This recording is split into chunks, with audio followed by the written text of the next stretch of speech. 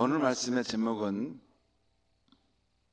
즐거움이 다시 돌아오려면입니다. 즐거움이 다시 돌아오려면. 오늘 말씀 보면 즐거움이 사라진 땅, 기쁨이 그친 땅을 지금 쭉 말씀하고 있는데 저는 말씀의 제목을 즐거움이 다시 돌아오려면이라고 정했습니다. 오늘 이사야 24장부터 27장까지는 온 땅과 모든 민족을 향한 하나님의 종말론적 심판과 구원에 대한 예언의 말씀입니다. 지금까지는 각 민족에 대한 예언이었다면 바벨론, 아수르, 또 두로, 이런 아람 나라, 이런 각 개별 나라나 민족에 대한 예언이었다면 이제는 모든 민족을 하나로 묶어서 온 세상을 향한 예언의 말씀입니다. 이게 좀 달라집니다. 이게 이사야서 읽을 때 이게 읽어갈 때 이런 부분에 대한 이해가 없으면 이게 지금 개별 예언인지 온 세상을 향한 예언인지 이게 분류가 안 되는데 지금까지는 이 아수르, 바벨론, 또 두로, 또 아람, 북이스라엘 이런 개별 나라들에 대한 심판이었다면 24장, 이사야 24장부터 27장까지는 모든 민족을 하나로 묶어서 온 세상을 향한 예언의 말씀입니다. 오늘 이사야 24장은 특별히 전반부 말씀은 인간의 죄로 인해 하나님께서 온 세상을 황폐하게 하셨다는 말씀입니다. 1절에서 3절까지 말씀을 제가 읽으면서 설명하겠습니다. 보라, 여호와께서 땅을 공허하게 하시며 황폐하게 하시며 지면을 뒤집어 엎으시고 그 주민을 흩으시리니. 그러니까 여호와께서 땅을 공허하게 하고 황폐하게 하신다. 마치 하나님의 천지창조 이전의 모습으로 공허하고 황폐하게 하신다는 것입니다. 진면의 상황을, 창조된 좋았던 상황을 다 뒤집어 엎으신다는 것이에요. 2절 말씀 보겠습니다. 백성과 제사장이 같을 것이며 종과 상전이 같을 것이며 여종과 여주인이 같을 것이며 사는 자와 파는 자가 같을 것이며 빌려주는 자와 빌리는 자와 같을 것이며 이자를 받는 자와 이자를 내는 자가 같을 것이라. 이 말씀은 그날에 임할 재앙은 인간의 어떤 지위나 신분과 관계없이 누구에게나 공평하게 임한다는 것이에요.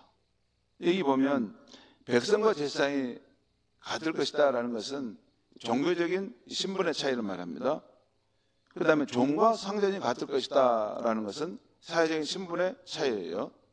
그리고 뒤에 쭉 나오면 사는 자와 파는 자, 빌려주는 자, 빌리는 자, 또 이자를 받는 자와 이자를 내는 자, 이것은 경제적 신분의 차이입니다. 자본가와 노동자 또는 금융가와 돈을 꾸는 사, 이런 차이라고 할 수 있어요.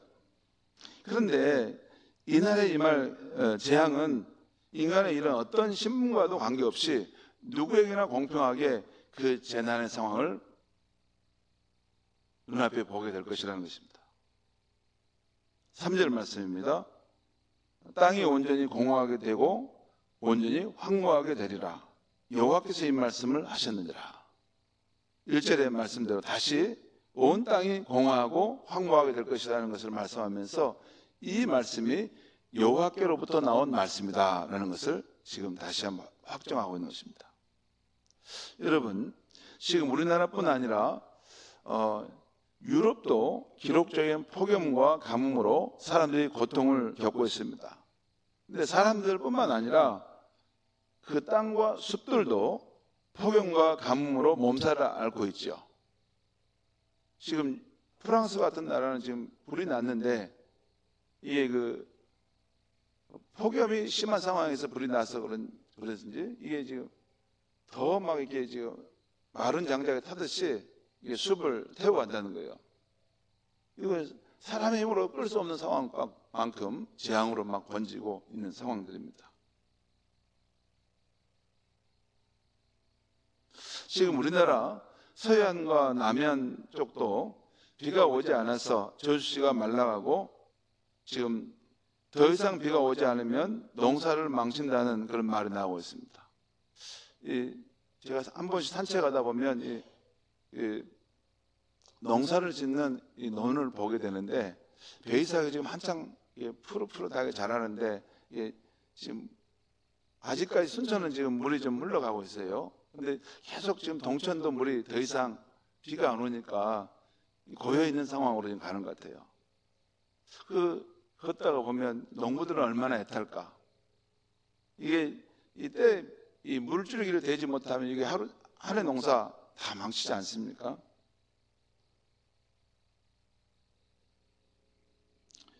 그만큼 온 땅이 자연재해로 황폐해져가는 상황이라는 오늘 말씀과 같이 우리가 겪는 상황도 지금 그런 면들도 있습니다. 그 다음 내용은 인간의 죄로 인해서 이 땅이 황폐하게 되었다는 것을 말씀하고 있어요. 4절에서 6절까지 말씀을 또 제가 읽으면서 말씀하겠습니다. 4절입니다. 땅이 슬퍼하고 쇠잔하며 새가 쇠약하고 쇠잔하며 세상 백성 중에 높은 자가 쇠약하며 땅이 슬퍼하고 쇠잔해 간다는 거예요. 황폐해 가니까. 5절 보겠습니다. 땅이 또한 그 주민 안에서 더럽게 되었으니. 땅이 왜 더럽게 되었다고요? 땅이 여기 왜 더럽게 되었다고 나왔어요? 그 주민들로 인해서 더럽게 되었다는 것이에요. 그 주민들의 죄악으로 인해서 그런다는 거죠. 그 내용이 그 다음에 나왔어요. 이는 그들이 율법을 범하며 율례를 어기며 영원한 언약을 깨뜨렸습니다. 여기 율법은 하나님의 말씀이죠. 하나님의 말씀을 무시하고 어길 뿐만 아니라 또한 이 언약은 하나님이 인류에게 주신 그러한 노아의 언약에 보면 나오는데 인류에게 주신 최소한의 그러한 양심을 따라 갈 그런 언약조차도 다 무너뜨리고 인간이 피조물의 선을 넘어가는 그런 악을 행한다는 것입니다. 그래서 그 땅이 또한 더럽혀졌다는 거죠. 자, 6절 말씀 보겠습니다. 그러므로 저주가 땅을 삼켰고 그 중에 사는 자들이 정죄를 당하였고 땅의 주민이 불타서 남은 자가 적도다. 저주가 뭘 삼켰다 했어요? 땅을 삼켰다. 여러분, 창세기 3장에 아담과 하와가 사탄의 유혹을 받아서 하나님이 되고자 하는 그러한 반역을 행함으로 아담과 하와가 살던 그 땅도 가시덤불을 내게 되고 함께 저주를 받는 것이 나옵니다. 나와요. 만물의 중심인 우리 인간이 하나님 앞에 바로 서면 그 땅도 축복을 받는데 만물의 중심인 인간이 타락하고 죄악 가운데 처하되면 우리가 살아가는 땅도 함께 저주 아래 놓인다는 것이에요. 그게 성경의 말씀입니다. 여러분, 원래 지금 우리가 살고 있는 이 지구상의 지금 자연의 상태를 보면 너무 이게 뭐냐면 고탄다는 거 있죠. 너무 막 이렇게 고통을 겪으니까 이게 힘든 신음한다는 거죠. 노마서 8장에 보면 나와요. 노마서 8장에 만물도 피조물도 함께 신음하고 있다.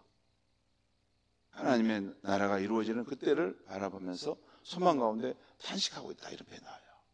지금 우리가 살고 있는 이 지구상의 이런 피조 세계를 보면 한마디로 신음하고 있습니다. 신음하는 상황이에요.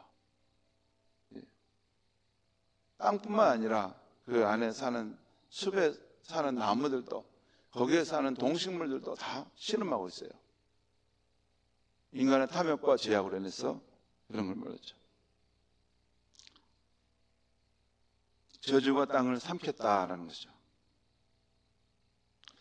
자, 그 다음 내용은 온 땅의 즐거운 노래가 사라지게 되었다는 말씀입니다. 온 땅에 즐거운 노래가 사라지게 되었다. 10절에 13절까지 말씀을 제가 읽겠습니다. 약탈을 당한 성읍이 허물어지고 집마다 닫혀서 들어가는 자가 없으며. 여러분, 왜 성읍이 약탈을 당했을까요? 왜 그랬을까요? 여러분, 땅에 기근이 오고 땅이 황폐해지면, 왜냐하면 농사가 안 되고 먹을 것이 없으면 어떻게 돼요? 서로 막 빼앗잖아요. 사람들의 마음에 더, 왜냐하면 거칠어져서, 먹을 것이 없으면 사람들의 마음이 거칠어져서 서로 막 싸우는 거죠. 그래서 약탈을 당한다는 거죠. 그리고 집마다 닫혀서 들어가는 자가 없다. 그 말은 집마다 문을 꽁꽁 닫히고 왕래함이 없다는 거예요. 왜냐하면 살기 어려우니까 서로 도와주지 않고 내가 먹을 것만 챙기느라고 바쁘다는 거죠. 11절, 포도주가 없으므로 거리에서 부르짖으며. 여기서 포도주는 술을 말하는 게 아니라 먹을 양식을 말합니다. 이스라엘은 빵과 포도주로 양식을 삼았으니까. 양식이 없으므로 거리에서 부르짖으며 모든 즐거움이 사라졌으며 땅의 기쁨이 소멸되었도다. 성읍이 황무하고 성문이 파괴되었느니라. 13절입니다. 온 세계 민족 중에 이런 일이 있으리니. 이 현상이 뭐 한 지역만이 아니라 범세계적인 현상으로 일어난다는 거예요. 하나님 심판이 일어난다는 거죠. 곧 감람나무를 흔든 것 같고 포도를 거둔 후에 그 남은 것을 주운 것 같을 것이니라. 감람나무를 흔들어서 다 수확해 버리고 또 포도를 이렇게 거둔 후에 또 떨어진 까지 다 이게 남은 까지 다 걷어들이는 불필요한 상황에 처하는 시대가 될 것이다라는 거죠. 성도 여러분, 이렇게 온 땅과 온 성읍, 곧 도시들의 이런 심판이 있는 때는 언제를 말하는 것일까요? 여기에 대해서 성경학자들이 크게 두 관점으로 나누는데, 입장으로 나눠지는데, 하나는 구체적인 역사의 어느 때나 사건을 염두에 내언이다 이렇게 말하는 사람도 있고, 또 한 부류의 학자들은 세상 이것은 구체적인 어떠한 역사의 시간과 때를 말하는, 장소를 말하는 게 아니라 세상 종말의 때에 임할 하나님의 심판, 마지막 시대의 심판을 말한 것이다 라고 주장합니다. 둘 다 맞는 말씀입니다. 구체적인 역사의 어느 때나 사건 속에서 일어날 수도 있고, 마지막 시대에 하나님의 정말로 심판이 일어난다라고 할 수 있겠습니다. 오늘 이사야 예언의 말씀을 간략히 정리해 보면, 하나님께서 온 땅을 황폐하게 하심으로 그 주민들을 흩으시는 때가 있다는 것입니다. 그 원인은 그 땅에 사는 주민들의 죄악으로 인해 세상이 더럽혀졌다는 것입니다. 그들이 하나님의 말씀을 무시하고 위반할 뿐만 아니라 하나님과의 영원한 언약을 깨트린다는 것입니다. 그 일과 저주가 온 땅을 삼켰고 땅이 고통을 겪게 된다는 것입니다. 땅의 소산이 끊어지게 되므로 사람들의 노랫소리가 그치게 된다는 것입니다. 기쁨이 사라진다는 것이에요. 여러분, 오늘 말씀은 하나님이 지으신 참 좋은 세상이 창세기 3장에 나오는 아담의 범죄로 인해서 온 땅이 저주와 고통을 받게 되었다는 것을 생각하게 하는 말씀입니다. 그러나 그 인간 역사 속에서도 수없이 문명인들과 도시민들의 죄악으로 인해서 온 땅이 저주와 고통을 받는 일이 반복되었다고 할 수 있습니다.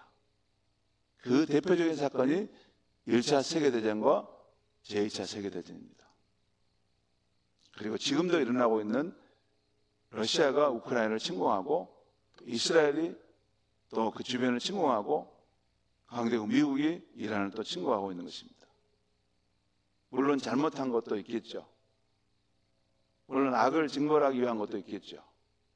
근데 악을 징벌한다는 사람들이 더 큰 악을 자행할 수도 있습니다. 이게 대칭적으로 비례적으로 해야 되는데 자기의 힘과 권력을 가지고 상대방을 압도하듯이 인간을 말살하는 그런 일을 행할 수도 있는 거죠.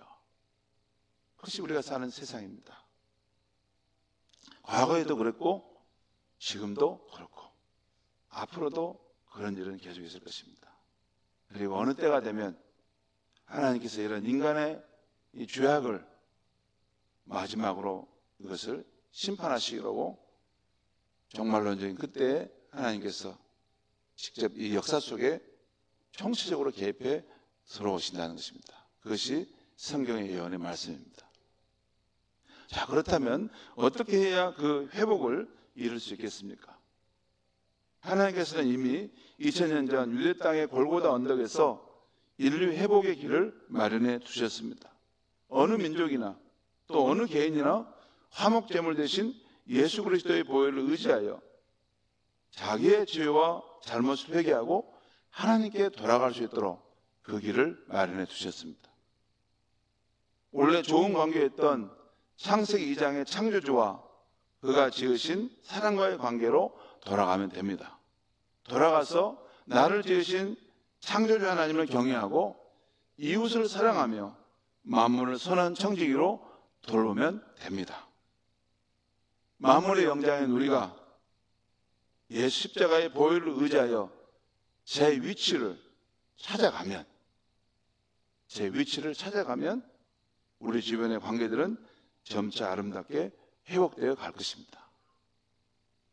제 위치를 찾아가는 그 과정이 물론 계속되는 과정입니다. 다시 돌아가고 또 다시 돌아가고 또 다시 돌아가고 또 다시 제 위치로 돌아가고, 그러면 점점 하나님이 정하신 그 피조물의 제 위치로 돌아가는 것입니다. 그리고 하나님을 온전히 경외하고 또 이웃을 사랑하고 만물을 선한 청지기로 다스리는 그 세상을 만들어가면 됩니다. 그것은 계속해서 하나님께 돌아감으로써 회복되고 세워지게 될 줄 믿습니다. 여러분, 마지막, 이 인류가 아무리 애쓰고 노력한다 할지라도 우리 인류를 살게 하실 수 있는 분은 창조주 하나님뿐입니다. 인류가 우리를 살릴 수 있어요? 인류는 못 삽니다. 인류는 미국도 러시아도 중국도 다 당파적입니다. 자기 민족만 살려고 하지 다른 민족은 다 몰살하고 죽어도 괜찮습니다. 그것이 인류의 모습입니다. 어떤 인류도 하나님처럼 보편적으로 누구나 다 사랑하고 살릴 수는 없습니다. 인류는 근본적으로 팔을 안으로 굽듯이 당파적이고 자기 민족 위에 남에게까지도 은혜와 사랑을 베풀 만한 그런 힘이 없습니다. 그런 자원이 없습니다. 모든 자원과 모든 능력과 모든 축복을 가진 하나님만이 우리 인류를 살게 하실 수 있는 분이신 것입니다. 연약한 질그릇 같은 우리 인생이 잘 되려면, 잘 살려면 전능자 하나님의 긍휼과 살게 하시는 축복을 받아야 하는 것입니다. 그것은 인류도 그렇고 우리 한 개인도 그렇습니다. 여러분의 가정에 살게 해 주시는 하나님의 축복이 꼭 있어야 될 그 자리가 있죠. 그것을 위해서 오늘 아침 하나님 앞에 간구하시고 또 이 나라의 어려운 상황들을 위해서도 간구하시기를 주의 이름으로 축원합니다. 하나님 아버지, 하나님의 원래 지으신 세상은 참으로 아름답고 즐거움과 기쁨이 가득한 땅이었는데 인간이 하나님을 거역하고 반역하게 되면서 그 자리를 이탈하게 되어 이 모든 세상이 어우러지고 이 땅도 저주를 받아 고통을 받게 되었습니다. 하나님 아버지, 어떻게 하면 다시 이전의 즐거움과 기쁨의 날을 회복할 수 있겠습니까? 하나님이 정하신 우리 피조물의 그 위치로 우리가 돌아가고 하나님을 온전히 경외하며 또 이웃을 내 몸처럼 사랑하고 또 만물을 선한 청지기로 다스리려고 하는 그 삶의 변화가 있어야만이 우리 인류가 다시 살게 되고 회복될 줄 믿습니다. 이 일을 우리 인간의 힘으로 할 수 없사오니 하나님 아버지, 우리를 살게 하시는 은혜를, 그 긍휼하심을, 축복을 이 인류 가운데 특별히 우리 기도하는 백성들 가운데 마음껏 부어 주시옵소서. 우리가 기도하고 간구할 때 우리를 살게 하시는 하나님의 놀라운 은혜와 축복이 우리 삶 가운데 펼쳐지게 하여 주시옵소서.